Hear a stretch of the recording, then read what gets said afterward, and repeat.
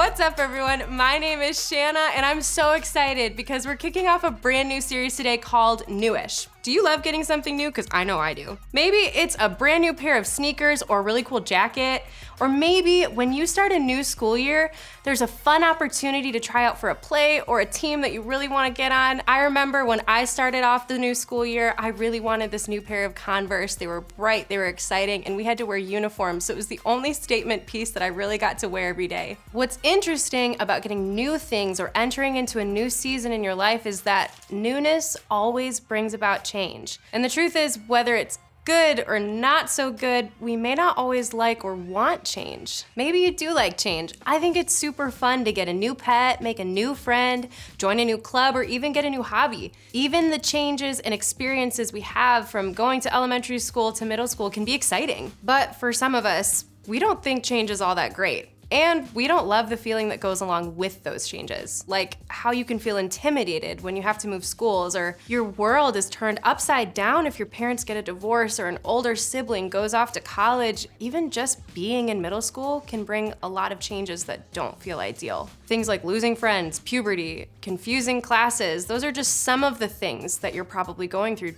day to day. Maybe you're experiencing some sort of change right now.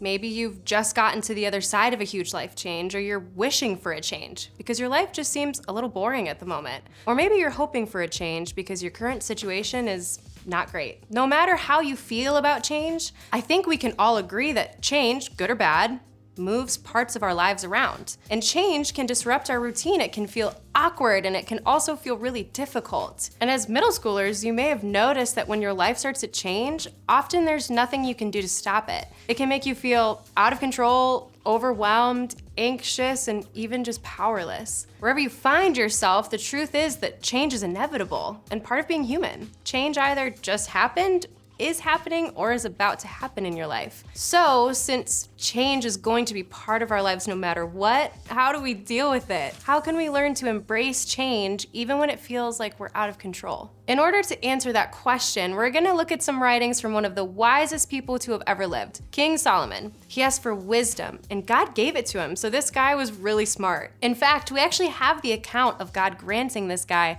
the gift of wisdom, so his words can be trusted.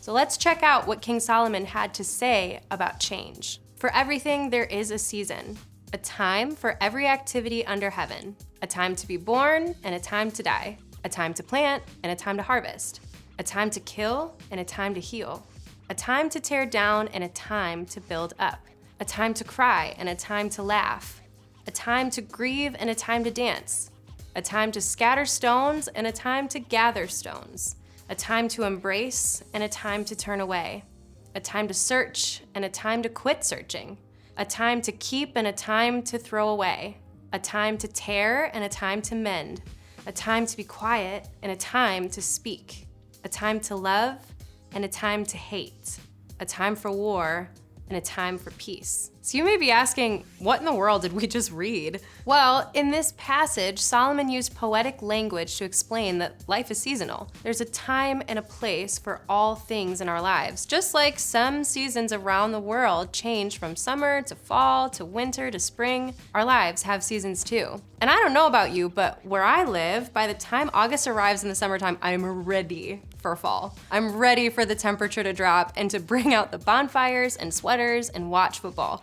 But no matter how ready I am for those things, I can't make them happen any faster. And in the middle of January, when I'm missing summer, no matter how badly I would like to, I can't go back to warm summer nights. Whether I like it or not, I'm in the season I'm in. And that's okay. You see, when we start to see life like seasons, we can start to see change differently. When we accept that life is changing, we can see change as full of possibility. No matter what season of life you're in, you have the opportunity to embrace it. Instead of wishing away the change or hoping for a change in the near future, you can decide to be fully present exactly where you are. But I also want to acknowledge that there are certain heartaches that come with change that you absolutely wish would go away. It could be like having a sick loved one, navigating a new move, or having a difficult situation with a friend. Regardless of the season we are in, I want us to remember this. The truth is, Change is a part of life. Now, that doesn't mean change is easy, but when we look at life as seasonal, we realize that we can acknowledge the change. Imagine if we didn't acknowledge the seasons. It would be wild if we wore a coat in the summer just because we were wishing for snow. Or we laid out on our back porch in January just because you wanted a tan. To be honest,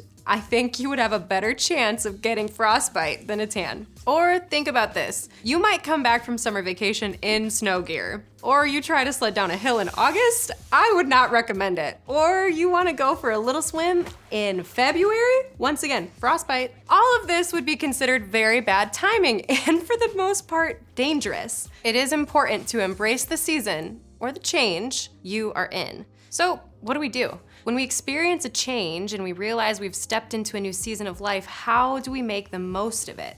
I want to give you 3 ways to embrace the season that you're in. First, acknowledge. It's important to acknowledge how you feel about the seasons of your life. When I say make the most of where you are, I am not saying to fake smile and pretend like everything is okay when you're struggling with the changes in your life. You can be honest with how you're feeling. And you can do this by being honest with yourself, being honest with the safe people in your life, and being honest with God. Next, accept. Imagine if nothing ever changed. What if you stayed in elementary school forever, or ate the same thing for lunch every single day, or did the same thing every weekend? There would be no excitement, no adventure. There would be no learning new things and no growing into the person who God has created you to be. In new seasons, it's important to accept that change is happening and that there is good that comes from it. And finally, anticipate. We can anticipate change. When change occurs, we don't have to be completely thrown off because we know that life never stays the same. We can anticipate new seasons and know that change is inevitable, normal, and okay. We can also know that even difficult things that are happening can turn into something good. You may be able to learn a lesson from a hard season. And if you're in a really difficult season of hurt that doesn't seem like anything good is going to come from it, I encourage you to talk to a trusted adult. There are some difficulties that could challenge you to grow in an area you didn't realize you needed to grow in, and others that require a little extra guidance. You could make a new friend or grow closer with someone because of the difficult change you're experiencing. Change can be scary, but when we learn to embrace the changes in our life, we can grow. So, when you move to small groups, ask yourself this question: what would it look like to embrace the season that you're in?